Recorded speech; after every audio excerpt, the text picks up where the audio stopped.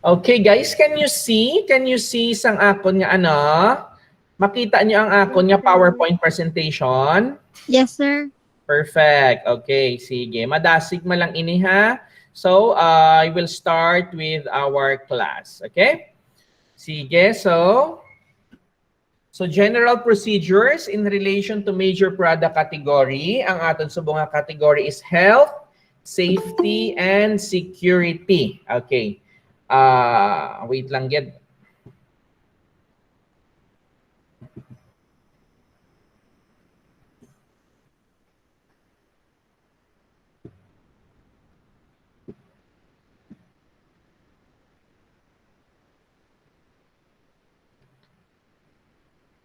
Okay, continue kita ha.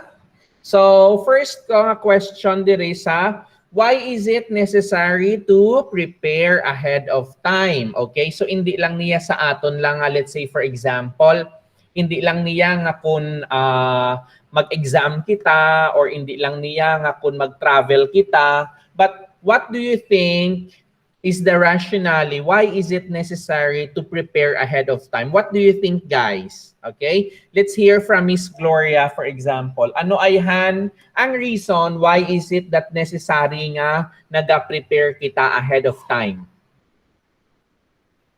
Para, sir, kung mag-abot ang time, sir, hindi ka na mag-panic, sir. Perfect. That's a very good example, no? That is why gani subong at this time of pandemic bala, at this time of, wait lang, may nagasulod pa nga iban.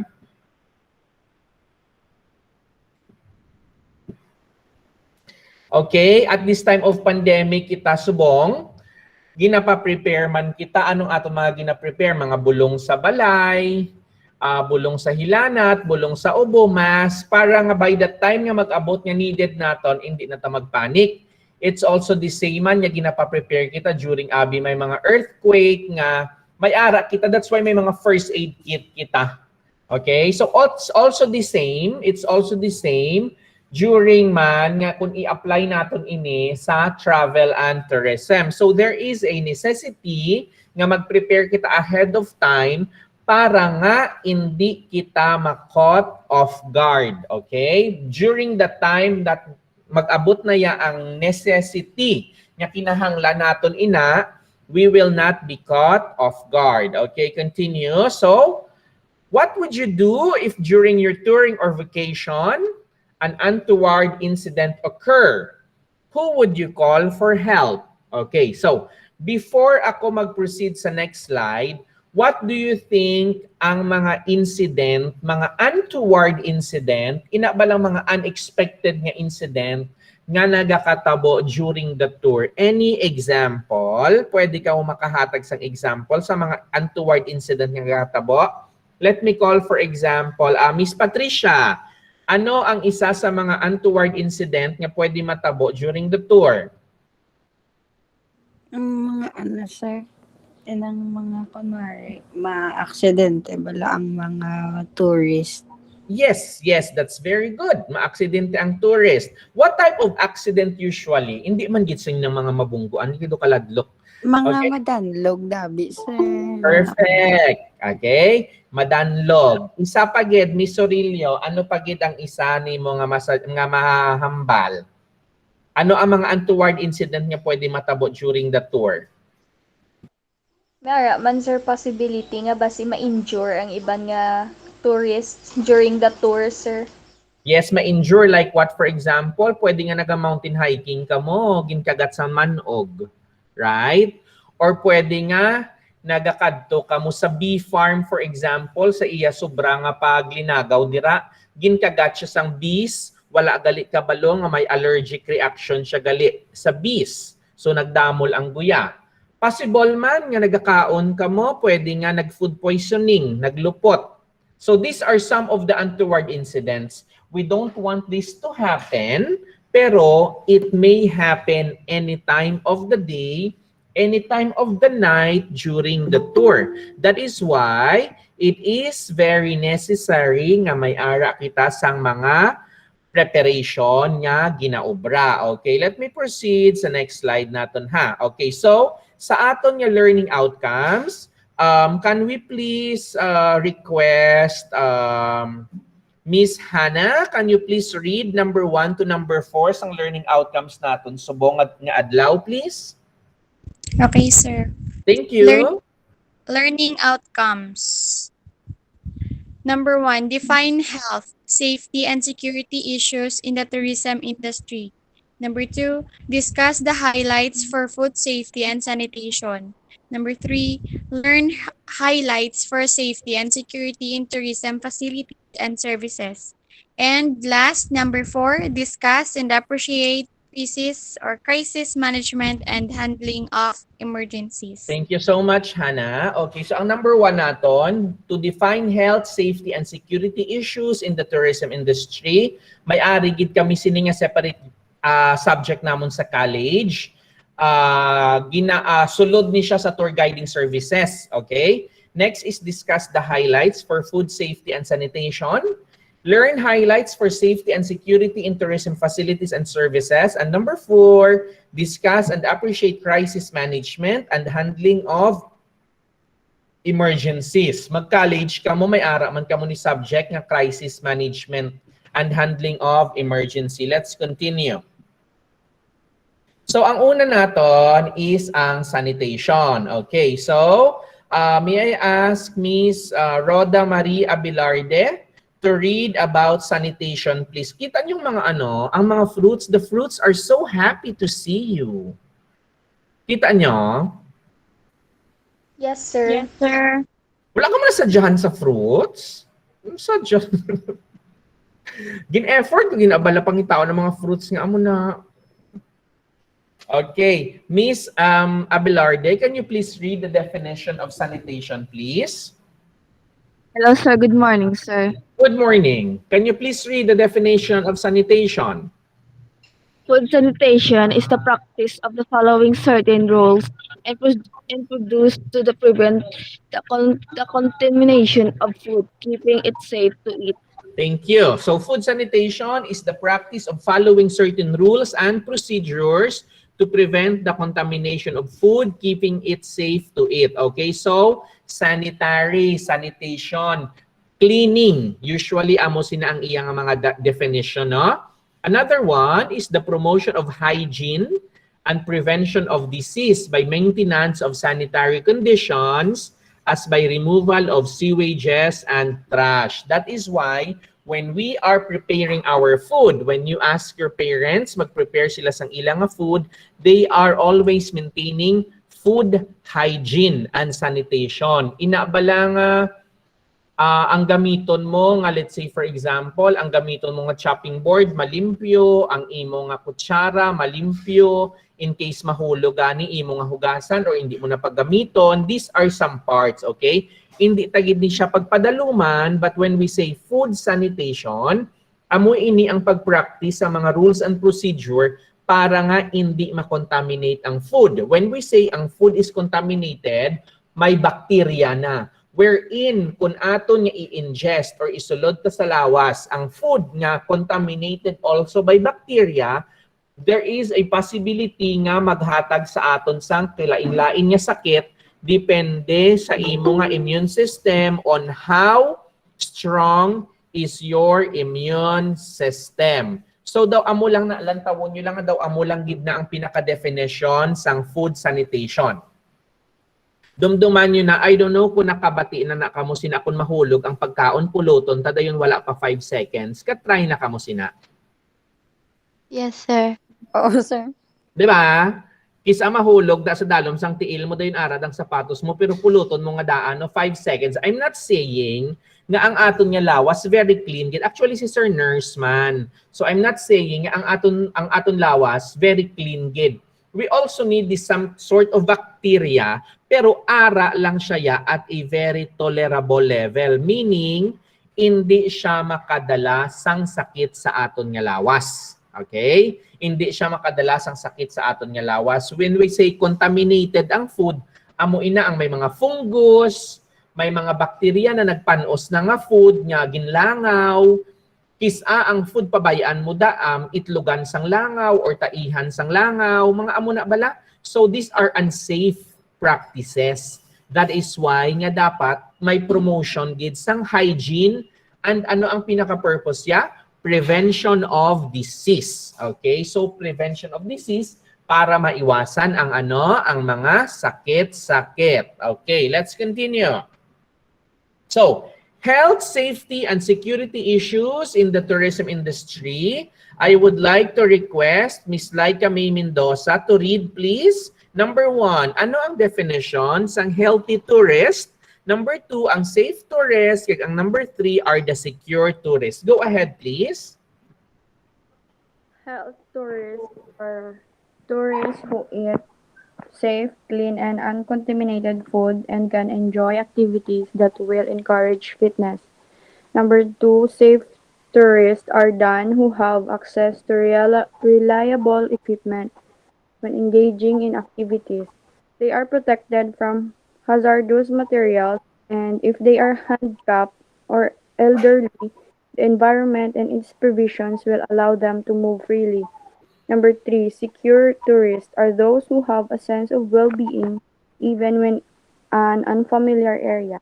Thank you so much. Okay, let me just define this again, no? When we say healthy tourist, so healthy nga mga turista, amo ni ang mga turista nga nagakaon sang safe, clean, and uncontaminated food and can enjoy activities that will encourage fitness. So these are tourists bala nga daw wala sila yung nag-worry. So amo ni dapat ang aton yung goal nga every time magbring kita ya sang aton yung mga guest or magbring kita sang aton yung mga turista, dapat ang aton mga turista should maintain this healthy status. Okay? Ang safe tourists naman on the other hand are those tourists nga dapat ang mga turista may ara sila access sa mga equipments and mga materials nga hindi ma-endanger ang ilang life. For example, kung mag-mountain climbing ka mo or mag-rock climbing ka mo, dapat well-equipped gid ya. Ara ang mga harness, ara ang mga PC, mga higot-higot nga if anything happens, hindi iya nga mahulog ang turista and then pagkatapos what? Mapatay or mabungog ang ulo, for example. Another one, secure tourists.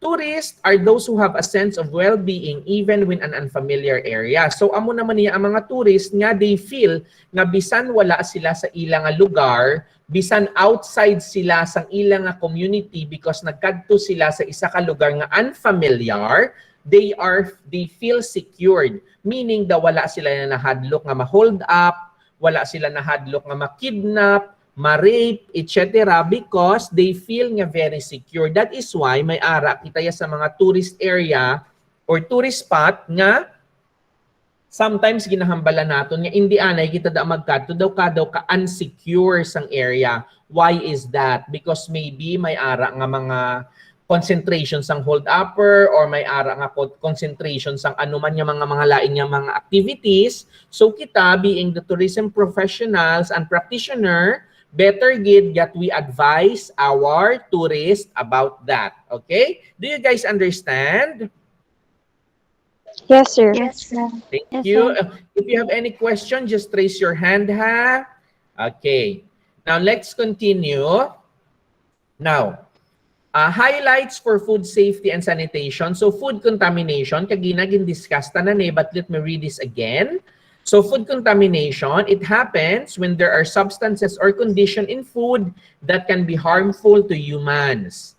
It can occur when food is being handled or prepared, when it is stored, or when it is distributed. Possible nga ang mga food contamination are, let's say for example, kung gina-distribute na naton.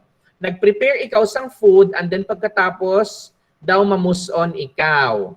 Namuson ikaw, ng uli, gingamit mo ang imong hand sa pang-uli, okay man na, kay amo man ang practice ng Filipino. Instead of using tissue paper, we are using our hand with water. Pero dapat, after sina, may soap ikaw nga gamiton. Galing ang nag-prepare sang food, wala nag-soap, nagbalik sa pagputo sang lumpia, may ara pa mga nagkalabilin sa iya kamot. Ginkaon pagkatapos ninyo. So, these are some of the food contamination. So, makontaminate ina.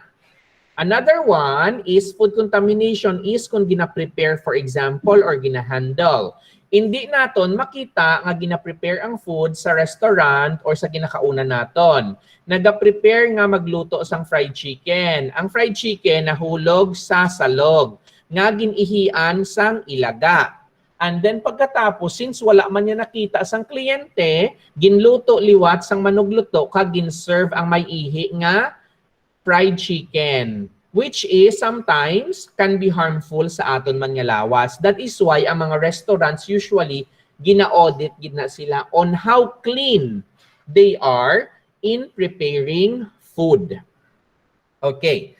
Cross-contamination on the other hand. This is when food, when mixed together, contaminate each other or the tools being used, thus affecting its safety. There are food nga hindi mo pwede kaunon together with other man nga mga type of food. Nga when they are combined together, there is a possibility nga sakitan ikaw sang tiyan. Let's say for example, nagkaon ikaw sang talaba.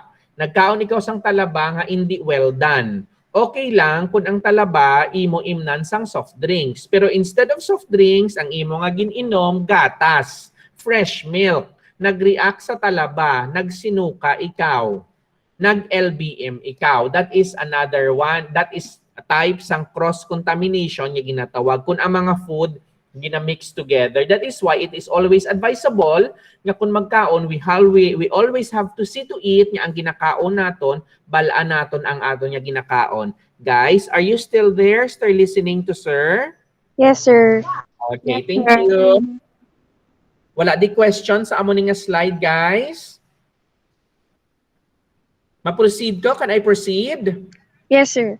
Okay, ma-proceed ko ha? Okay, so foodborne illnesses. Okay, so foodborne illnesses are ano ni siya? These are illnesses caused by something taken in the food. The leading factors that contribute to foodborne diseases are the following. Okay, temperature abuse, poor personal hygiene of kitchen staff and food server, and cross-contamination. Na-discuss ko na ang number 2 at ang number 3, which is ang poor hygiene.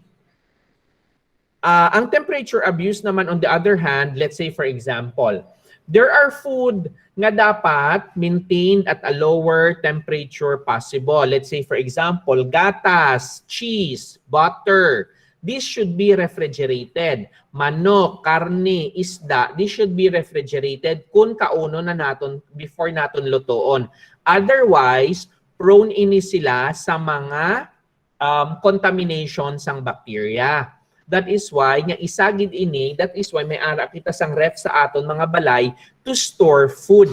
Otherwise, kung hindi magpanos ini or daw hambalong ta, ay hindi pa man panos, pwede tapaman kaunon, sige lang, let's eat. And then ang ending, nag-LBM, nag-gastroenteritis, nagsuka. So these are some of the effect in the event nga nagkaon kita sa mga food nga we know nga daw na-expose na sa sunlight or it was not properly stored.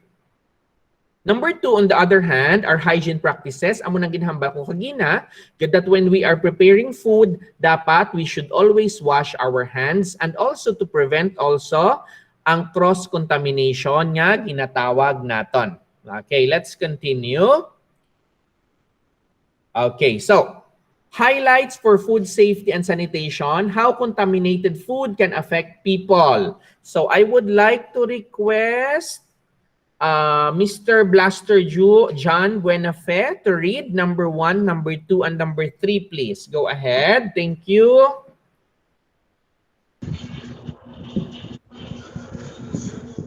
Wait lang, sir.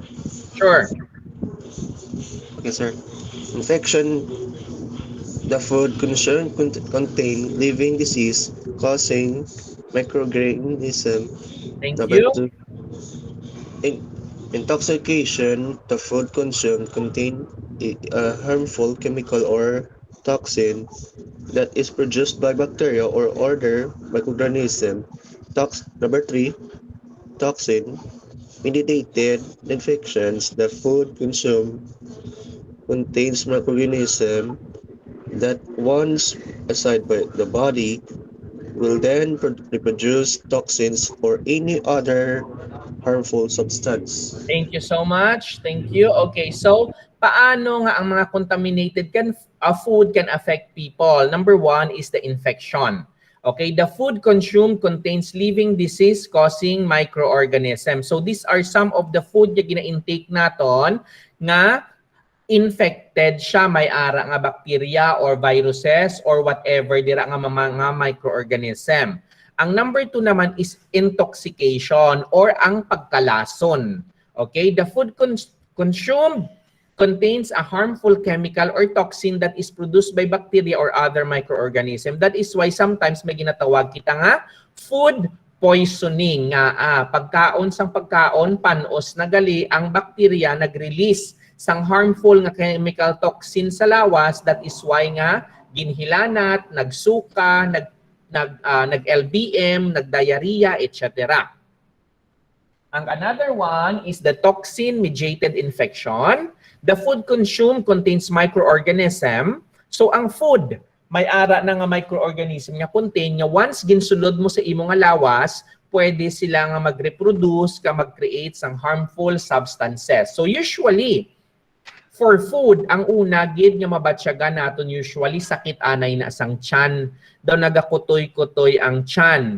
And then pagkatapos nga magkutoy-kutoy ang tiyan, makapamatsyag kita nga daw balhason kita, nagalingin ang ulo, feeling nga daw masuka, kag sige nga pinamuson. Okay, nga nagapinamuson kita. That is a way sang aton nga body nga ipagwa ang mga harmful chemical or toxins nga ginsulod naton sa aton nga lawas. Okay? Is that clear, guys? Yes, Yes, sir. sir. Thank you. Okay, now, foodborne hazards refers to a biological, chemical, or physical hazard that can cause illness and injury, when consumed with the food. Let me explain to you about this one.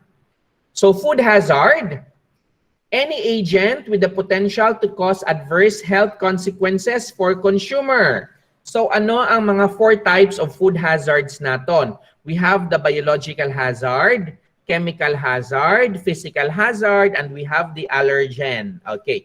Before I continue with the next slide, mamangkot ko sa inyo dire, sa inyo nga 13 nga present dire. Sino ang may mga allergy dire sa food sa inyo?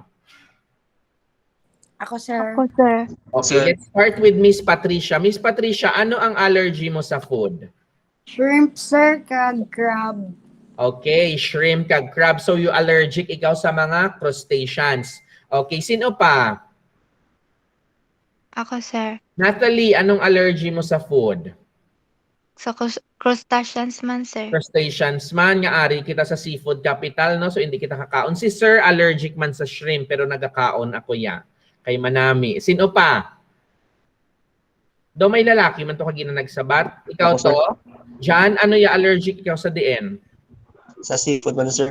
Okay. So can you tell me kung gakaon ka mo seafood or wala? Wala, sir. So wala gid ka mo gakaon seafood, hindi nga makaon ka mo din imnan nyo lang bulong or wala gid ka mo gakaon? Ikaw Patricia, Natalie, kag John, wala gid ya avoid nyo gid ang seafood? Dakaon man, sir. sir. Gamay lang. Kasi Dakaon man, sir. lang tayong bulong. Yes, usually no, pareho lang kita sila sa experience after ta magkaon. Ang gakatabo is daw kung kisa daw una mga tol ang bibig, dayon ang dila. Pero kung mga medyo adverse na gid bala, let's say mga adverse reaction na gid ang next dira dayon, madamol ang imo nga dila. Actually wala ya problema magdamol ang imo nga dila. Ang problema daya kung magdamol ang imo dila kag throat nga hindi ikaw kaginhawa. Amo gid niya ang ginaiwasan kung allergic ikaw sa mga pagkaon or kung sa ano-ano.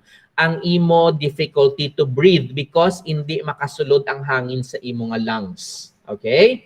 So ang pagdamol sang dila pagkatol-katol, reaction ina normal reaction ina sang aton nga lawas because may ara sang toxin or bacteria or virus or microorganism na nagsulod sa aton.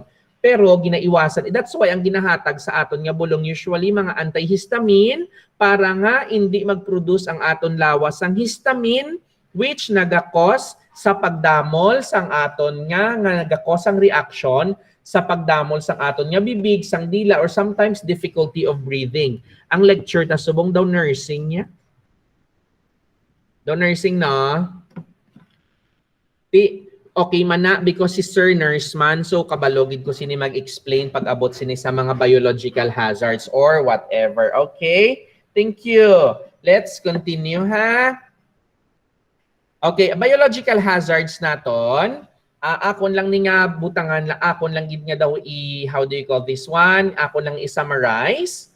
So biological hazards occur when hazardous or pathogenic organisms are introduced to food and thus pose a food safety concern to consumer. So ano ang include sa biological hazard naton? Bacteria, viruses, and parasites of public health significance.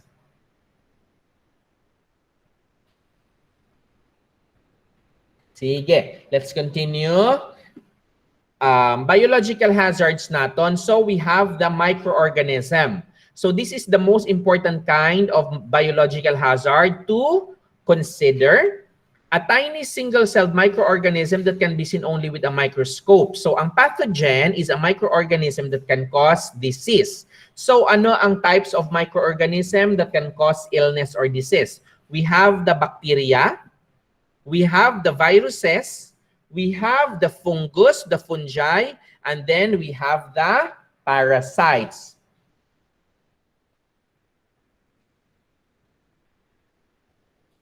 Sige, let's continue. So ang bacteria, so these are single-celled microorganisms that exist in a range of habitats and can be free-living. So pwede ta makita sa soil, sa water, sa air, nga kung magsulod gani sa aton nga lawas, through sa aton food nga ginakaon that can cause us some disease. Okay, so ano ang mga kondisyon para sa bacterial growth? We have ang food. Dapat may ara nga food. Dapat may pagkaon sila.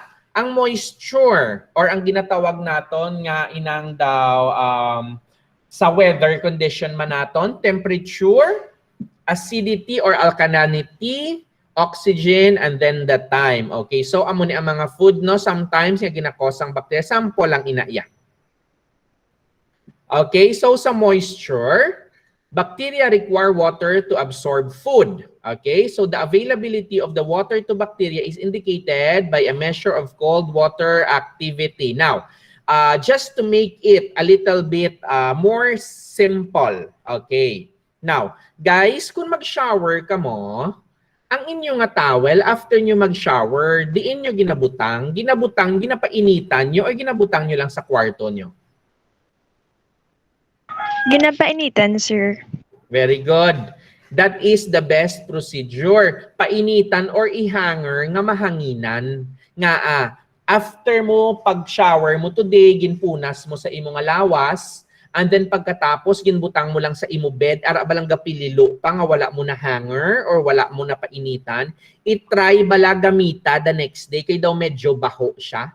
And then at the same time, kung ipunas mo siya sa imo nga guya, daw nagapamula ikaw because of the moisture, may tubi ang imo towel nga naga-invite sang bacteria nga mag-breed dira or magdamo.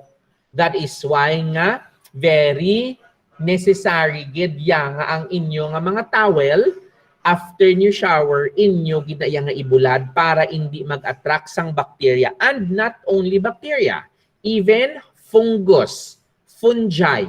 Okay, so naga-cause man inadira. Notice nyo, ang mga may nagabasa ang tiil, nga naga-medyas sila, kag nagasapatos the whole day, pag ubas ang ilang medyas the next day.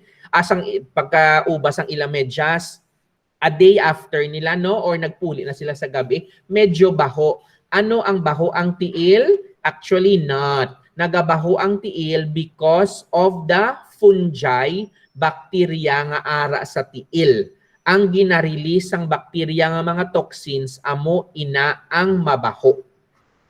That is why nga dapat before magsuksok sang medyas, dapat you have to pat dry inyo gid nga pamalahon gid anay ang inyong tiil before magsuksok sang medyas para nga hindi mag-invite sang fungus or bacteria because nga ang moisture is isa sa requirements ng bacteria para nga mag-multiply siya or magdamo.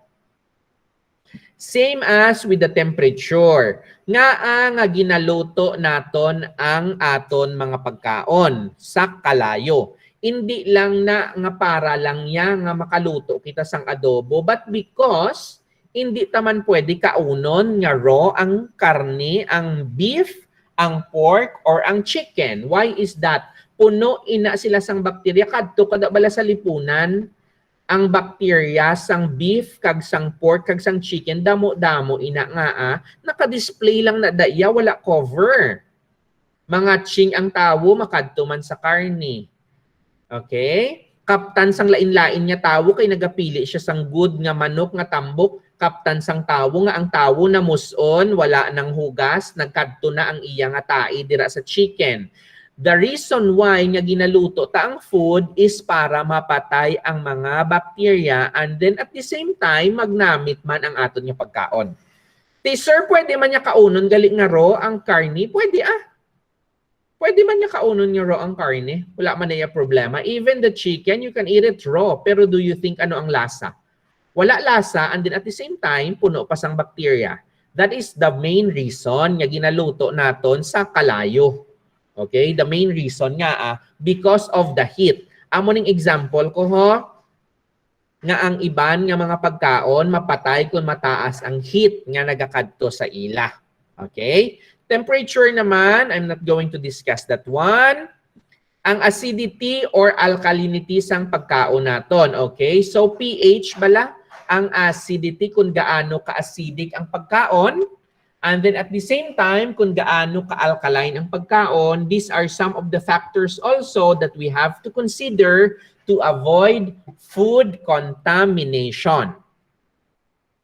Of course, ang oxygen is ara man, but I'm not going to discuss this one. This is already very high-end yung mga term. Ang time, yes. Ang time na lang ang ako niya i-discuss. Okay, the moment nga ang food gin-expose naton, in 1 hour, okay pa ina. Pagka 3 hours nga expose siya nga wala cover, naga-invite na ina sa mga bacteria or viruses, 6 hours up to 12 hours. That's why nga ang pagkaon kung simhutan naton, tay nga ado panos naman ni.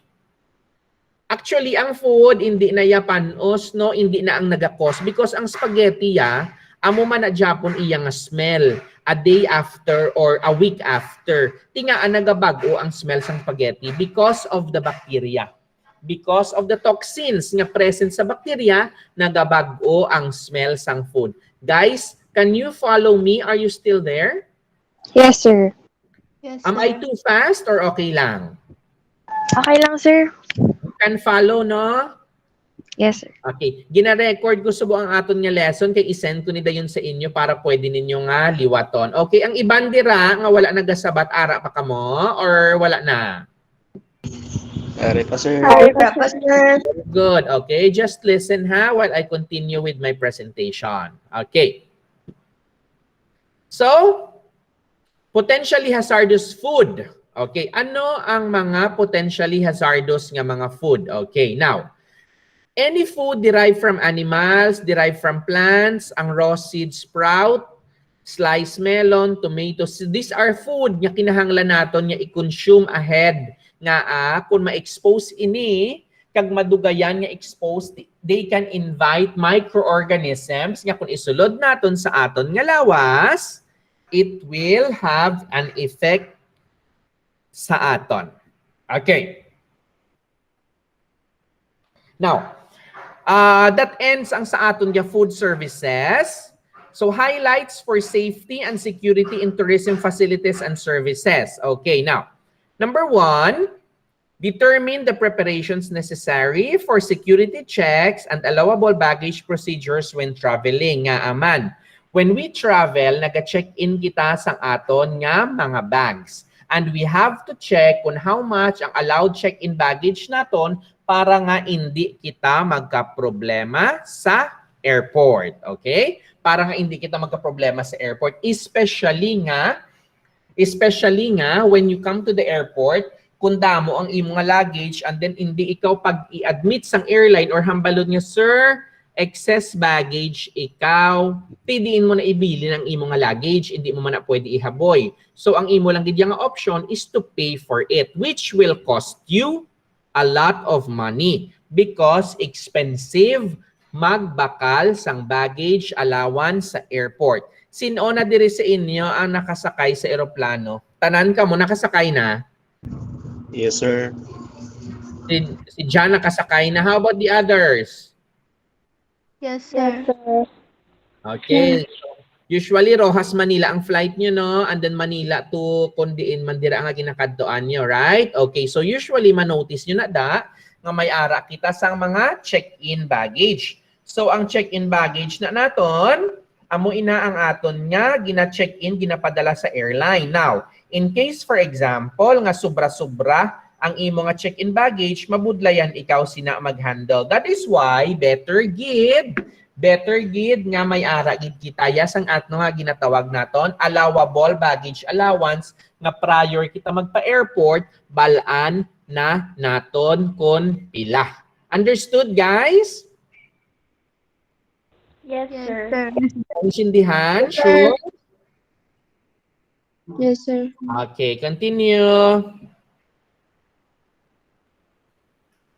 Now, safety and security measures in other tourism facilities and services. So, what are the safety standards for lodging establishment and attraction?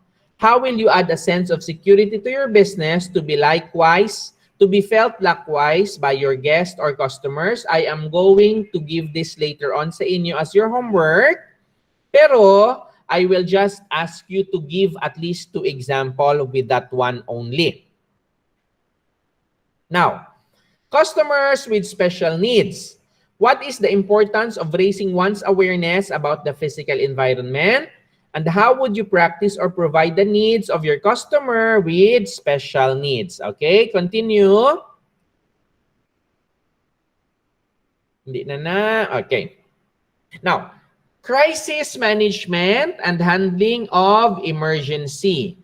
Ang pinakauna gid, be calm. Okay? Kalma. Do not panic. Because kung magpanic ikaw, then that is the time nga hindi mo na gid madumduman kung ano ang imo nga ulobrahon. So in any emergency, ang key gid is you should be calm. Okay? Kay kung kalmado ikaw, you can think, makapanumdum ikaw on what are the things necessary nga kinahanglan mo pwede ubrahon. Number 2, information is the key. Dapat kita, when we do crisis management, dapat we all know. That's why, guys, bisan sa inyo balay, balaan nyo kundi ang inyo fire exit. Balaan nyo kundi ang inyong ng panawag sa kuryente, ang main switch sang inyong kuryente. Kay later on, basi may magsunog-sunog sa balay, pwede nga nag-cause ang kuryente. Pwede patyon ang kuryente. Or balaan nyo kung diin located ang inyong fire extinguisher. Okay? Attempt to handle and control the emergency only if it is within your power. If you think that hindi ikaw capable to do it, then please do not. May ara nga emergency, kinahanglan sang CPR, cardiopulmonary resuscitation. If you do not know how to give CPR, then please do not give CPR. Because base later on, paghatag-hatag mo sang CPR, hindi ka man kabalo, mas nag-create kapagid sang problema. Okay? Be ready to fulfill your duty. And sorry guys, emergency exits are not always the most accessible. Ara ba lang kung may sunog ka, ara nagali ang isa ka door sa likod mo pero nagkadto kagid sa emergency exit bisan damo na sang aso. In the end, you inhale the smoke and then pagkatapos hindi ka nakaginhawa. So always remember that emergency exit are not always the most accessible. Sometimes The closest door may be behind you. Permi na nga ginahambal sa airline. Okay? That please bear in mind that the closest exit may be behind you. Okay?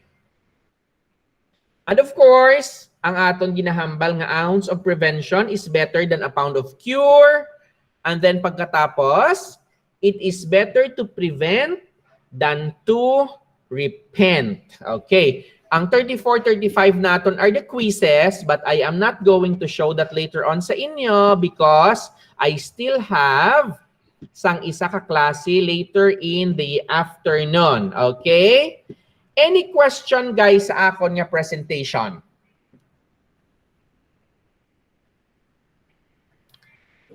Ara pa ka mo? Yes, sir. Present pa ka mo? Yes, sir. Very Yes, good. sir. Okay. Naintindihan